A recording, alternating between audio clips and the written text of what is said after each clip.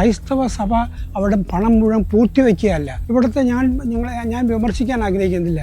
എത്രയോ ടൺ സ്വർണമാണ് വലിയ അമ്പലങ്ങളിലൊക്കെ പൂഴ്ത്തിവെച്ചിരിക്കുന്നത്. ഇതൊക്കെ മനുഷ്യസേവനത്തിന് വേണ്ടി ഉപയോഗിക്കണം. അത് ക്രൈസ്തവർ ഉപയോഗിക്കുകയും ക്രൈസ്തവർ ജനങ്ങളെ സേവിക്കുകയും ചെയ്യുന്നതാണോ ഈ രാജ്യത്തുള്ള ക്രൈസ്തവർ ചെയ്യുന്ന തെറ്റ്? ഫോറിൻ അക്കൗണ്ട്സ് ഉണ്ടാക്കുന്ന NGOമാര് എന്ത് രാജ്യദ്രോഹ കുറ്റമാണ് ഇന്ത്യയിൽ ചെയ്യുന്നത്? ക്രൈസ്തവരെ സംബന്ധിച്ചിടത്തോളം ഒരു ന്യൂനപക്ഷ സമൂഹമാണ് ഇന്ത്യയിലുടനീളം നടത്തുന്നത്. അവർക്ക് തീർച്ചയായിട്ടും ഫോറിൻ ഫണ്ട്സ് കിട്ടുന്നുണ്ട്. അത് ഗവൺമെന്റിന്റെ ചാനലിലൂടെ തന്നെയാണ് കിട്ടുന്നത്. അത് ഗവൺമെന്റ് നിയന്ത്രണങ്ങളുണ്ട്, അതെല്ലാം പാലിക്കാൻ തയ്യാറാണ്. അവര് നടത്തുന്നത് സ്കൂളുകൾ നടത്തുന്നുണ്ട്. ആയിരക്കണക്കിന് സ്കൂളുകളുണ്ട്, കോളേജുകളുണ്ട്, ആശുപത്രികളുണ്ട്, അനാഥശാലകളുണ്ട്. ഇതെല്ലാം നടത്തുന്നത് ഇന്ത്യക്കാരല്ലേ? ഇന്ത്യക്കാർക്ക് വേണ്ടിയല്ലേ ഈ സേവനം ചെയ്യുന്നത്? വേറെ ആർക്ക് വേണ്ടിയാണ് ഈ സേവനം ചെയ്യുന്നത്?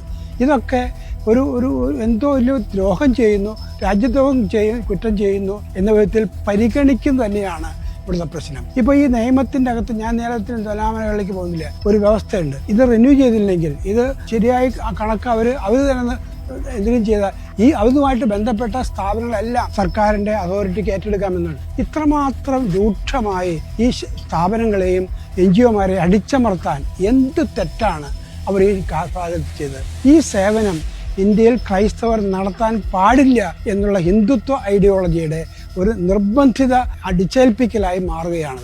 മതങ്ങളുടെ പേരിൽ മതങ്ങളെ മാറ്റി നിർത്തുകയും മതപരമായ സ്ഥാപനങ്ങളെ അടിച്ചമർത്തുകയും ചെയ്യുന്ന ഒരു നിഷേധാത്മകമായ, വളരെ മാനുഷികമല്ലാത്ത, മനുഷ്യത്വപരമല്ലാത്ത സമീപനമാണ് ഇപ്പോൾ സർക്കാർ ഇത് കൊണ്ടുവന്നുകൊണ്ട് നടപ്പിലാക്കാൻ ഉദ്ദേശിക്കുന്നത്.